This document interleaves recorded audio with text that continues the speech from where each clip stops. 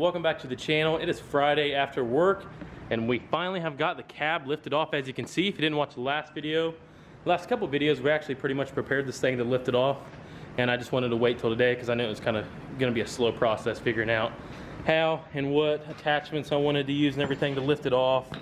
And the way that this lift is set up, which is nice on big trucks and stuff, but it kind of sucks on stuff like this.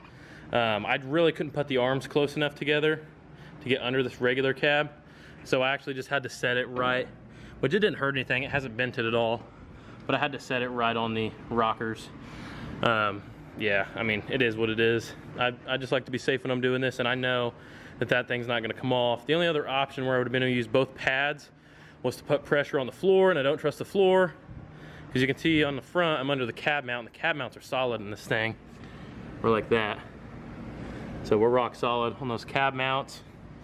And yeah, I really want to just get a good idea here of what we're going up against. The bottom of this floor, it doesn't look too bad. Doesn't look too bad. I think it's definitely going to clean up pretty good.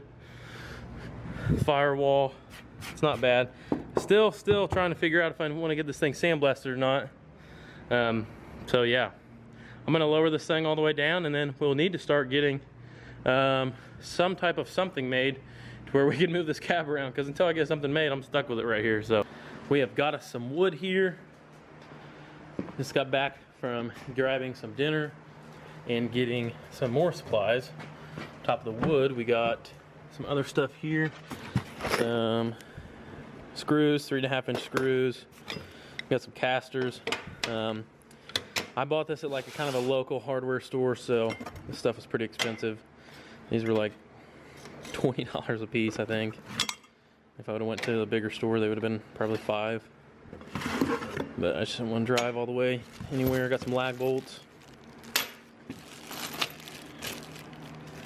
These should be able to hold the caster down.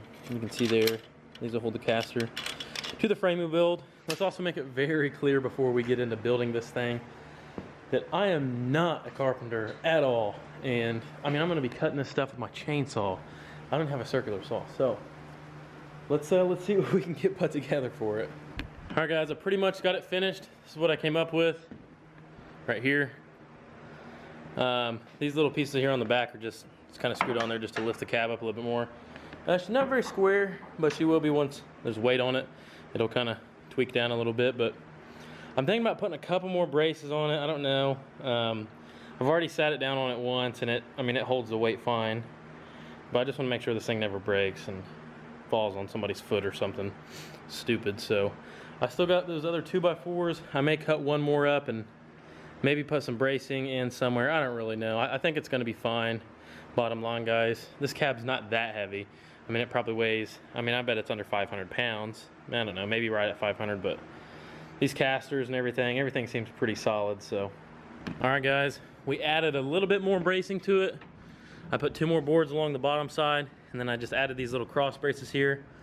This thing's rock solid. It's gonna hold this cab fine. I'm gonna set it under here, lower it down on it.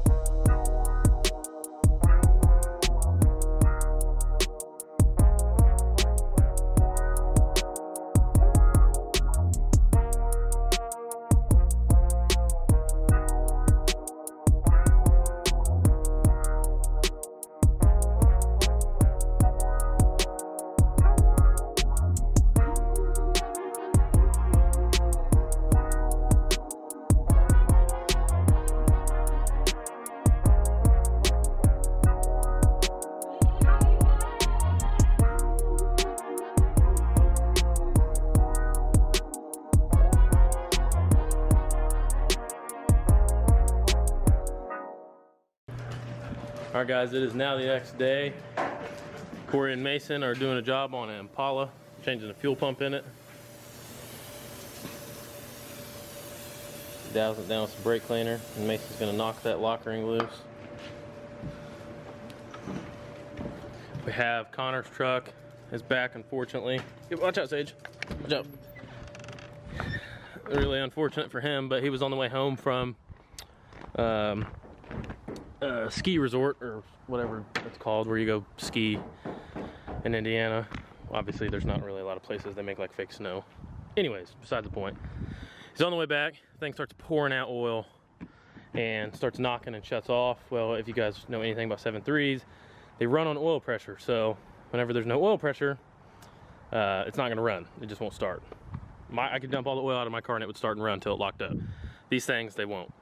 So, which is good. I'm hoping what we can do, it looks like it's an oil cooler is what's wrong with it. So I'm hoping we can stick an oil cooler on it real quick. It's behind this wheel well. It goes down the side of the engine. It's not really that big of a deal to change it. Hope we can stick one of those on, fill it back up with oil, and hope that the bearings didn't get hurt in the process. I doubt they did. I really hope they didn't. So that way the motor's still okay. We'll just be able to put oil back in it and he'll be good to go. So we got to get it moved into the shop and get that switched out. It seems like as soon as we get the lift cleaned up and everything, you know, get the truck off of it, we had all week to mess with that. Had no customer vehicles, and then boom. Got this fuel pump job today. That comes in. And then we have a 12 valve. We're going to be doing a head gasket on as well. It's coming back from the body shop right now. And whenever it gets done with the body shop, he's bringing it over here, and we're gonna put probably stick it right here in the back and do a head gasket job. We're gonna do some exotic head studs, an O-ring job, and a GNR, I think, diesel tappet cover.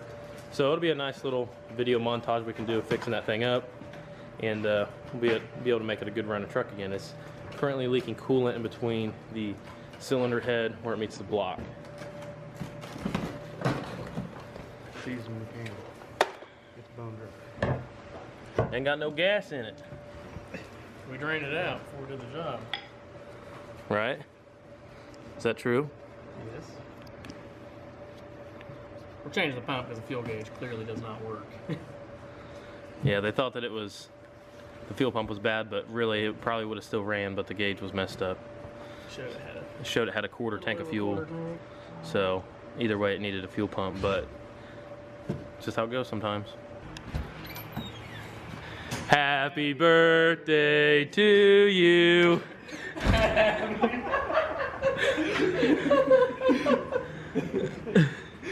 Guys, so to kind of finish this video off, we're going to finally, I know you've probably in the last couple videos been able to see it, but Mason's truck, if you guys didn't watch any of those videos, you need to go back and check them out. We completely rebuilt this thing from basically, I mean, it was down to just rolling chassis.